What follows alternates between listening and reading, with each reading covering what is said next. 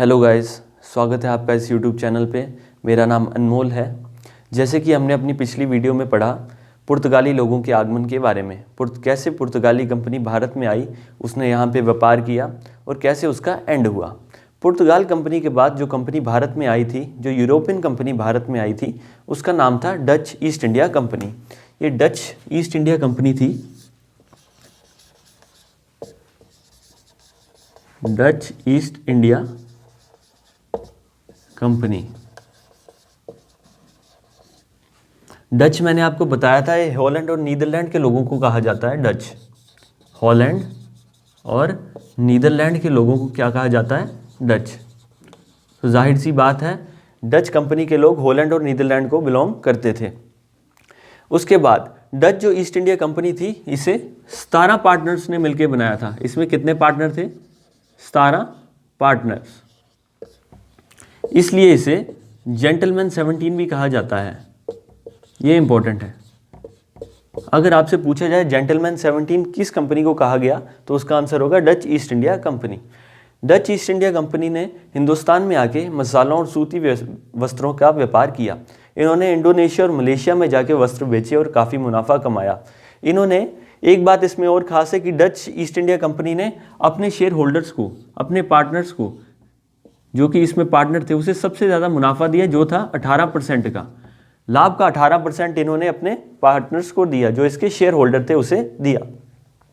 ये इसके बारे में इम्पोर्टेंट चीज़ है। अब देखो, डच लोग भारत आए तो इतना व्यापार किया, तो इसका मतलब है उन्होंने फैक्ट्री भी कहीं लगाई होगी। डच लोगों ने अपनी पहली फैक्ट्री है जो कि भारत में लगाई, वो कहाँ लगाई थी? मसूलीपट्टनम में। मसूलीपट्टनम में इन्होंने अपनी पहली फैक्ट्री लगाई।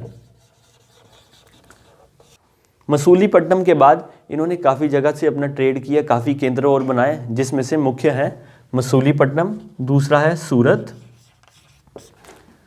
तीसरा है पुलिकट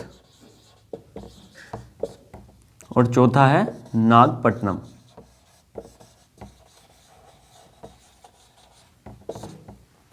तो ये डच ईस्ट इंडिया कंपनी के मुख्य केंद्र थे, ट्रेडिंग स्टेशन से, जहां से इन्होंने व्यापार किया। इसके बाद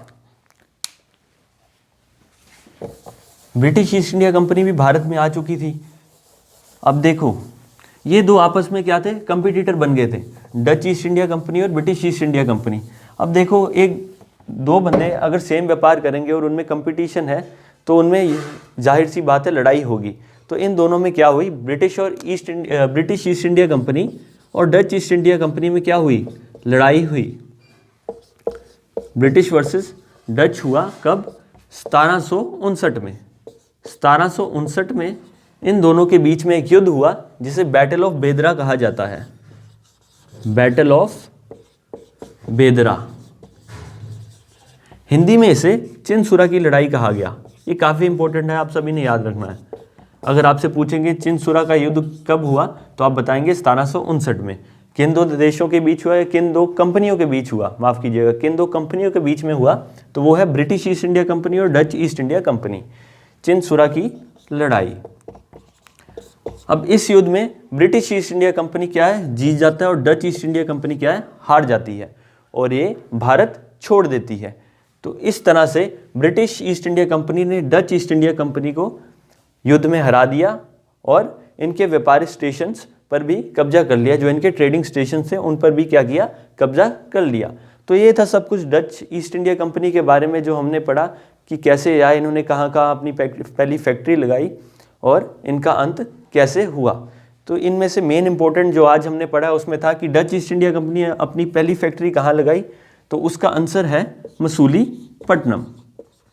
मसूलीपट्टनम में इन्होंने अपनी पहली फैक्ट्री को एस्टेब्लिश किया। और एक क्वेश्चन और है, कौन सी ऐसी कंपनी है जो भारत तो पहले आई लेकिन बनी अंग्रेजों के बाद? उसका क्या आंसर है? डच।